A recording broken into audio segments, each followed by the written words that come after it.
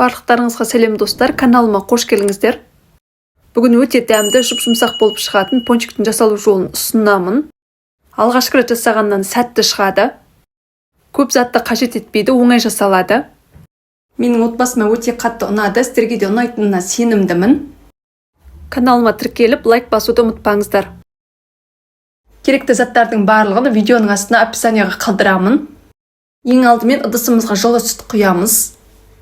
Ертілген сармайды құямыз. Жұмыртқаны саламыз. Ашытқыны саламыз. Сонан соң қантты саламыз. Тұз саламыз. Барлығын жақсылап араластырамыз. Менің каналымда басқа да пончиктің жасалу жолы бар, қарап көріңіздер. Алдын ала електен өткізілген ұнды аз-аздан сала отырып, қолға жабыспайтын жұмсақ қамыр илейміз.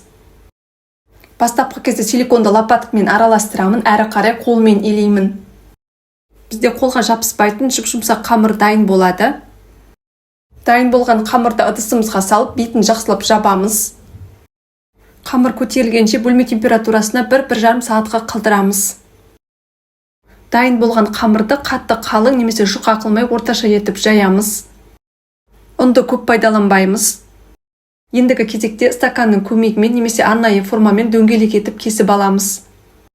Сонан соң пончиктің формасын келтіреміз, ортасын дөңгелек етіп ойып аламыз. Артық қалған қамырларды қайтадан пайдаланатын боламыз.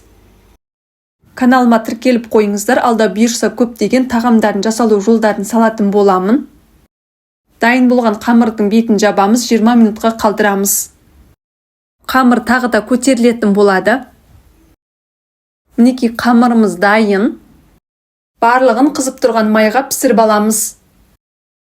Сұйық майды тым аз қылмаймыз, жеткілікті болғаны дұрыс. Тез піседі, арасы шикі болмайды. Бірінші жағы қызарғанда екінші жағын аударамыз. Піскен пончикті қағаз майлыққа саламыз. Қаласаңыз пончикті әртүрлі қылып әсемдеуге болады.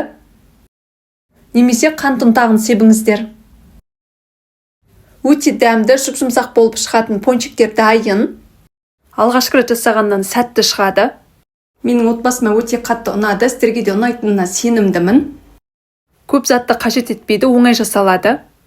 Кез келген мерекелік дастарханға, қадірлі қонақтарыңызға ұялмай ұсынуға болады.